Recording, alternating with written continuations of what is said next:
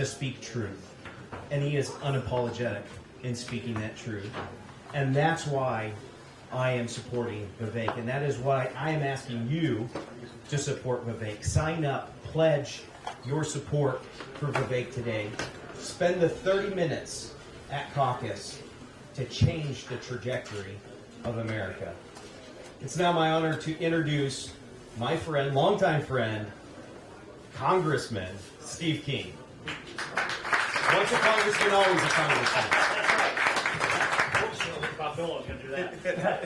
Thank you very much, Jake. And I've had the privilege to do some stops around here today and a couple other events with Vivek. And the first one that we started was in Spencer this morning, and it was my time to do the cleanup. So my job was to tell all those folks what he said that I disagreed with. I said if I did that, it'd be the shortest speech I ever gave. So instead, I want to compress this down to some things that really matter. I want you to be thinking about. You know what I believe. We've been first. I wanted to. I'm an Emmitsburg, where the Ehawks are, isn't it? And I went to high school in Denison, and you kicked the snot out of us down there over and over again. I came up here this fall to watch my grandson play the Ehawks, and you did it to him. So I know this is a football town, and we're going to have to up our game if we're going to win in this town. But Vivek's game is pretty good. It's up there that competes with all of them. And I want to talk to you about what the caucus does. And that is that I've been involved in them as far back as I can remember. And we have, here in Iowa, on a per capita basis, you have more to say about who will be the next president of the United States than anybody else. And that includes New Hampshire, it includes South Carolina, and the states beyond. Some of us go to the caucus, and when we weigh in, that has a resounding ring throughout the country. And it's not just voting for a presidential candidate, but you're putting together the planks in the platform. And those planks will come out of the caucus, and they will go to the county convention, they'll go to the district convention, to the state convention, and on to the national convention. Many of the things that we put in place here in those planks become formally, certainly the Iowa platform, Republican platform, but also the national platform. They tend to mirror each other. That's a little further down the line than we're talking here with the caucus, but there's another way we build that platform. And that is that I've known a lot of these presidential candidates, they come in, and I'm going to exempt Vivek on this because I don't know that this would apply to him, but many of them, they wake up in the morning, they look in the mirror, and they see the next president of the United States looking back at them. And if you would hand them a goose quill with some indelible ink and a parchment paper and say, write down your platform here, you're going to have to live by that all of your political life. You don't get to live by the omissions, and you can't strike a line through anything. You have to live by it. Most of them wouldn't be able to write that platform for you, and that's a good thing because we help them with that when we go out to listen to them speak. And when you hear a candidate stand up and say, I'm pro-life and I'll defend innocent unborn human life from conception until natural death because it's sacred, we generally cheer, maybe get up and stomp our feet. And if they say, I'm going to defend your Second Amendment rights because it's a constitutional right designed to defend against tyranny, and all the other pieces are nice because that's one of the ways we keep the Second Amendment together, so we can collect, we can do target shooting, we can do hunting and self-defense. But in the end, those weapons are out here in our society, so tyranny can't take over. You hear those things? We stand together on that. And these presidential candidates, now, two things I've said here are a plank. They're planks in the platform. And as we respond to the presidential candidates, more planks are put in place. By the time the caucus comes around on January 15th, each of these presidential candidates will have a platform that's been built, and you have weighed in on that platform. And we nail those planks down to that platform, and we put anywhere from 1 to 4 candidates on that, and we ship them off to New Hampshire. And in New Hampshire, those folks are not quite as solidly principled conservative as we are, so they tend to want to pull a few nails out. They're good people, and they're very astute, by the way, but it isn't the same platform leaving New Hampshire. By the time it gets through South Carolina, though, they put screws where we had nails, and that's the platform. And then it goes to Nevada, it goes to Florida, and other places. But when I walked into the Oval Office in January 2017, and when Donald Trump first took over in that Oval Office, and I stood in a little gap, there was nobody around, and I'm looking around, and yeah, I've been there before, but I hadn't been in there with Donald Trump as president. And I looked around and I thought, we actually did it. My gosh, we actually did it. We took our values and we implanted them into a presidential candidate who came here not as an ideological candidate, but an excellent marketer. And came out here knowing what sold in America because you had to sell it to us before you could sell it to America. And at that period of time, there was a big white board up on the wall, as big as window to window here, and that had all the promises that were made and check marks behind those that were done essentially the first day, executive orders promised, boom, a lot of them. That's something that came from each of you, and I want to compliment you for what you've done. You've stepped forward and you've given Iowa the loudest voice, and you've directed the destiny of the United States of America, and that's what we're doing here today, is the destiny of the United States of America. And I'm here with Vivek, and I'm doing other stops with Vivek for a great big reason. It's the Constitution in particular. I'm the former chairman of the Constitution Committee in Congress. I took an oath to it a dozen times. I took an oath to it for life, every time. And so that's up to and including your life. And so I will defend it. But we have out there now, we have this huge CO2 boondoggle where they're seeking to have eminent domain to bulldoze their way through the best farmland in the world and stick their CO2 pipeline underneath your land and tell you there's nothing you can do to stand in front of it. The Constitution stands in the way. We have to defend it all the way. We need a presidential candidate who will use his bully pulpit to take this on and kill it off before it used to be January 15th, so we don't have to go all the way to the Supreme Court. But I think we've got a candidate here that will tell you what will happen if we do have to go all the way to the Supreme Court, and that is, with us today, as smart a man as I know, please welcome Vivek Ramaswamy. And I didn't call you Hunter when I said that. Good to see you. Good to see you, Stephen. Good to see you all. Good to be here with you. I want to tell you how we're going to get our country back. It's going to be actually people like Steve King who lead the way in the example of all of us speaking our minds in the open again. So we have a culture of fear in our country right now. Fear of losing your job. Fear of your kids getting a bad grade in school. Fear of becoming an outcast in your own community. And that culture of fear is what's replaced our culture of free speech in the United States. I'll tell you a bit about myself. I'm grateful to have lived the full American dream. My parents came to this country 40 years ago with no money. In a single generation, I have gone on to found multiple multi-billion-dollar companies. I did it while marrying my wife, Apurva, who's a successful throat surgeon at Ohio State, where she saved lives of cancer survivors and improves their lives, allowing them to swallow through the surgeries she does. Raising our two sons. One's 3.5 years old. One's about 17 months old. Interesting time to be running for president. But we're doing it as a family. Following our faith in God. That's the American dream.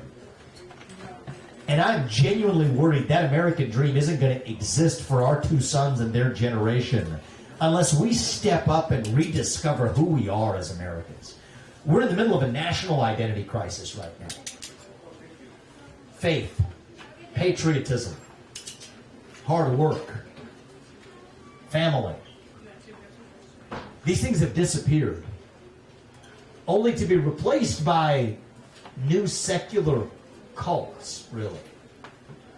Wokeism, transgenderism, climatism, COVIDism, depression, anxiety, fentanyl, suicide. These are symptoms of a deeper void of purpose and meaning in our generation, in our country right now.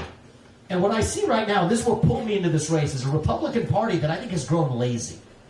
I don't just mean lazy and get out the vote operations, though we got to do better on that too. I'm talking about a deeper form of laziness of purpose in our party. Where the left, what they're good at is they're really good at filling that vacuum with their vision. They'll give us a vision. Race, gender, sexuality, climate.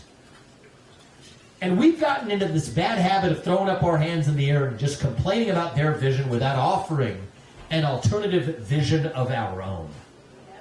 Individual, family, nation, God. That beats race, gender, sexuality, and climate if we have the courage to actually stand for something. See, for a long time, we, in the Republican Party, we have been running from something. Now is our moment to actually start running to something. To our vision of what it means to be an American today. What does it mean to be a citizen of this country? That's what's on the table in this election. I'm an America First conservative, and I'm proud of that. But to put this country first, we have to rediscover what this country is. What does it mean to be a citizen of this nation? To me, it means we believe in the ideals of the American Revolution. Ideals like meritocracy and the pursuit of excellence, that you get ahead in this country not on the color of your skin, but on the content of your character and your contributions. That is why I've said that we will end racial quota systems and affirmative action in every area of American life. It has been a cancer on our national soul, and we are done with it. What does it mean to be American? It means we believe in the rule of law. And I say this as the kid of legal immigrants to this country. That means your first act of entering this country cannot break the law. That is why we will use our own military to secure our own southern border and our northern border too. That's what it means to stand for the rule of law in the United States of America. It means that we the people create a government that is accountable to us, not the other way around. That the people who we elect to run the government ought to be the ones who actually run the government. Not the cancerous bureaucracy in those three-letter agencies that are actually running the show today. So you know what? If I can't be your next president for more than 8 years, which I think is a good thing, then neither should most of those federal bureaucrats reporting into me either. 8-year term limits for the bureaucracy instead of civil service protections. 75% reduction in the number of federal bureaucrats by the end of my first term. That's how you actually drain the swamp in this country. Let's get serious. Shut down government agencies that should not exist. We'll talk about the ATF, the CDC, the FBI, the U.S. Department of Education. We're not just going to mess around the edges anymore. We will get in there and shut them down. Don't start with last year's budget as the baseline and try to massage it around the edges. Start with 0 as the baseline. And then build up and ask what's actually necessary. This is how you drive change, address the national debt, revive three-branch constitutional republic. Now we need elections we can win to do this. We need a president who's going to stand up for some basic ideals here. Single-day voting on election day as a national holiday with paper ballots and government-issued voter ID to match the voter file, and yes, English as the sole language that appears on a ballot. This isn't controversial. Shouldn't be. This is common sense. These aren't black ideas or white ideas. These aren't even really Democrat ideas or Republican ideas. They are fundamentally American ideals that we fought a revolution to secure in this country. And I believe deep in my heart that those ideals still exist. I'm running for president to revive them. It's on the bottom of our coins, every one of them. What do they say? E pluribus unum. From many, one. That's what we've lost in this country. Here's how we're going to get it back. It's going to be by all of us. Do what I said at the very beginning. Speak the truth in the open again. Say in public what you will otherwise say in private at the dinner table. Say it with a spine. Say it with conviction. Say it with respect. But part of respect is that you respect your neighbor enough to tell him what you actually think. That's what we're doing in this campaign. Speaking the truth, not just when it's easy, but when it's hard. Speaking the truth, not just to the Democrats, but to our own side, our own party right here in the GOP. Exactly. That's what I've been doing on that debate stage every time. That's uncomfortable, but that's what it's going to take. It's not about one party. It's about this country. I'm the only candidate in this race who's able to speak certain hard truths about that carbon capture pipeline where they are unconstitutionally using eminent domain to seize or improperly use the land of farmers who have property rights that we will not see trampled on. We will not tread on those rights. Why am I the only candidate who's able to say with clarity that I will pardon peaceful J6 protesters on day one when I'm in office? That the failed chairwoman of the RNC needs to resign after 5 failed years of leadership? Here's the answer. Every politician, almost everyone, I mean, we have exceptions, we have good ones, including Steve and Jake and others in this state, but we have, with a scarce few exceptions, certainly at the federal level, every politician dances to the tune of their biggest donor. And in my case, that biggest donor is me. It's going to take somebody from the outside to speak those hard truths. The things I'm saying, they're controversial not because they're false, but because they are true. We speak that truth without apology. God is real. There are 2 genders. Fossil fuels are a requirement for human prosperity. Reverse racism is racism. An open border is not a border. Parents determine the education of their children. The nuclear family is still the greatest form of governance known to mankind. Capitalism is the best system known to man to lift us up from poverty. There are 3 branches of government in the United States, not 4. And the U.S. Constitution is the strongest and greatest guarantor of freedom in human history. That is the truth. We fight for the truth. We stand up for the truth. That is what won us the American Revolution. That is what reunited us after the Civil War. That is what won us 2 world wars and the Cold War. That is what still gives hope to the free world.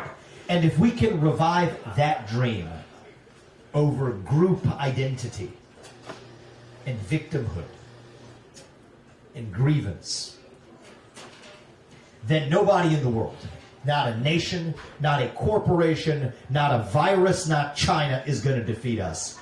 That is what American exceptionalism is all about. And that is what we are going to revive to save this great country. Thank you all for coming out today. I want to welcome you here. I want to say, practice what we preach a little bit. Have an open conversation. So hit me with the hard ones. I want to ask you to seat me across the table as Xi Jinping and the likes of them with the spine. I'm going to sit across the table from you all as well. So we'll come to you and then we'll move to you, sir. Besides the border, which is probably paramount, getting control of that, I am really concerned about the educational indoctrination of our children, grandchildren, schools, and colleges. So one of these is we got to go to the head of the snake. What's the root cause here? It's the U.S. Department of Education. They're taking $80 billion of our hard-earned money and then saying that, you know what, you don't get that money as a local school unless you adopt these toxic racial and gender ideologies. That's where this is coming from. So I have a plan, it's very clear. We're going to go in there and shut that down and then return $80 billion of their budget to parents across this country so parents can choose actually for their kids where they send their kids to school. Now, I want the public schools to compete with private schools. Great, get rid of the teachers' unions. That allows public schools to actually compete. Now we've got transparency, we've got choice. Let's get to further transparency. If you're going to teach it in the classroom, you better put it on the internet. And if you don't want to put it on the internet, you should not be teaching it in the classroom. All right, that's basics.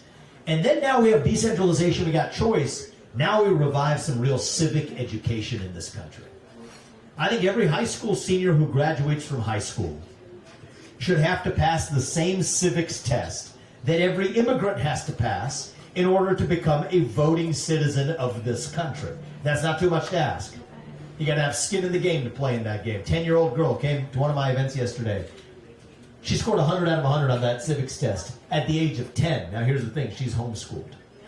Right, most kids coming out of our public schools can't do that today. That's our failure. That's going to change on my watch, but it starts with shutting down that Department of Education and giving the money back to you, the people of this country. That's how we're going to get it done. Thank you, my man. I appreciate that. We'll go to the gentleman right there, right next to you. Okay, I agree with what you're saying. There's a lot of issues out there. The Republicans have basically gotten beat up on a lot of issues. Yep. And they've lost because of these issues. We have border security. We have, we're borrowing money to give to other countries. That's wrong with that picture. We have, you know, the Israeli conflict and abortion Yep. issue. And, you know, like I say, there's a lot of issues that you have brought out today. But what's going to guarantee the Republicans actually win Yep. in some kind of an order that, I mean, you might have your own order of what would actually win. But there's, all these issues are not going to win. It's going to be kind of a one Yes. thing item that's going to do it. I feel the women are going to be a huge part of this. Well, I don't know how you feel about it. I think it's going to be all of us. I think young people are also going to be part of this. So let me get to what I think is the root cause here. The Republican Party has become a party without an agenda or a vision of our own. Biden bad is not an agenda. Have you heard me come here and give you some trite, poll-tested slogans bashing Joe Biden? I don't even bother doing that because I don't even think he really is the president in any meaningful sense. He's a puppet for the managerial class, so why waste our time? But deeply, we have to offer a vision of our own. And so I want the Republican Party to become the party of the American Revolution. The party that stands for the 1776 ideals that set our country into motion. And here's my rule in the general election. If you agree with us on the basic set of the rules, the rule of law, free speech, open debate, meritocracy, self-governance, if we agree on the basic rules of the road, then we're on. Corporate tax rates, high or low, we can debate that. There's a time and place for that. I like low tax rates across the board. But those are details compared to where we are right now. We need the basic rules of the road. The Republican Party can be the party that embraces those 1776 ideals. If we do that, and we have a leader who can actually stand for those ideals, not just against something, but for something, a leader with fresh legs from the next generation, somebody who has not yet been wounded in that war, then we're going to win this election in a landslide. And it has to be a landslide. It's not an even playing field. A landslide minus some shenanigans is still a decisive victory, okay? That's what it's going to take. That's my job. So if you all make me your nominee, that's my accountability back to you. I will deliver you a landslide like what Reagan did in 1980. 40% of our donors to this campaign, 150,000 some odd donors, 40% of them are first-time ever donors to the GOP. Normally that number is 2% for a Republican candidate. I think we're going to shock the world on January 15th. I think we're on track to win the Iowa caucus. The polls are off because many of our supporters are first-time caucus goers. So you guys do your part. My family and I, we're going to do ours to make sure our best days are still ahead of us. They're giving me the signal. I want to be respectful of this gentleman here to just give him the final word before we get dragged out of here. Okay. So we all know the border is a serious issue. Yes. To me, it's the biggest one. I'm going to tell you why. If you're making cookies, you put too much sugar in the batter, it ruins the whole cookie. This is the problem right now. It's unconstitutional. Why isn't the Supreme Court, the U.S. Supreme Court, stepping up right now and doing something about this? The problem is you need a president who actually steps up. Because the Supreme Court can't come in and legislate on its own. It has to have a case served up to it. Here's the answer. We just need a president who has a spine, who swears an oath to the Constitution and keeps it. Here's how I'm going to fix that border crisis in 3 months. And I've offered the clearest and most comprehensive plan to do this. Don't just build the wall, build both walls. Don't forget the northern border, which has had more illegal crossings in the last year than the last 12 years combined. So we can't just be solving yesterday's problem. We've got to skate to where the puck is going. The wall is not enough. Use our own military to secure both borders in this country. If we can use it to secure somebody else's border, we can darn well use it to secure our own in this country, okay? It's not too much to ask. End foreign aid to Central America unless every dollar we give is used for each of those countries to build their own border walls. That way it stops the stream from Venezuela to our own southern border. This is very practical. Not a dime of our federal money, our taxpayer money, is going to go to fund a sanctuary city to fund the breakage of the rule of law. And then I go a little further than the other Republicans do, because I understand the Constitution, and I'm going to swear an oath and keep it. Birthright citizenship does not apply to the kids of illegal migrants to this country. And on January 20th, 2025, that will end. That will end the incentives to be here illegally. And then I'm going to go one step further and do the hard thing. You didn't ask about this, but I owe you an answer on it. Anybody who is in this country illegally will be returned to their country of origin. That's the only answer. The only possible answer. As a father of 2 sons in the White House, I can't look them in the eye and say, you have to follow the rules when our own government isn't following its own rules. And none of them are vetted. It's absolutely not. I've been to the southern border. It's not like they're just chasing people down. Our own government's facilitating it. But this is what we need to understand. Our economy, our border challenges, our foreign policy challenges, they're symptoms of a deeper loss of who we are. Who are we right now? That's the question the next president needs to answer. To put America first, we have to rediscover what America is. Okay, Thomas Jefferson, he was 33 when he wrote the Declaration of Independence. It takes the next generation from the outside to lead these revivals. That's why I'm in this. My faith is what pulls me into this. My faith teaches me God puts us here for a purpose, and we have a moral duty to realize that purpose. Okay? The skills that I'm talking about, they don't usually go together. You might have the academic law professor who knows the Constitution. You might have the business guy who comes in with sharp elbows. We need both of those things to get this job done. It's my job to revive who we are as a young person, as a person who's different in a lot of different ways. Make faith and family and patriotism and hard work cool again in this country. That's the example I want to set. I want to tell you when I leave office in January 2033 after 2 terms, I want to tell you what Reagan said when he left in January of 1989. That we have revived our national character. That we have answered who we really are as Americans. Reagan did that in 89. That's what this moment calls for right now. And if you put up a president who can do it, and I'm here to ask you for your help. Right? The system is built so a guy like me can't do this. The super PACs, the mega donors that put up their puppets, that's the way this game is supposed to be played. I'm not playing that game. I don't report to them. I report to you, the people of this country. The truth is, we can do this because Iowa goes first. That's what Steve King told you. Every one of your voices counts as effectively the equivalent of, you could argue it's 1 million voices. The impact it has on who ultimately gets to be the president. This is how it's done. There's no social media algorithms distorting what we're saying to each other right now.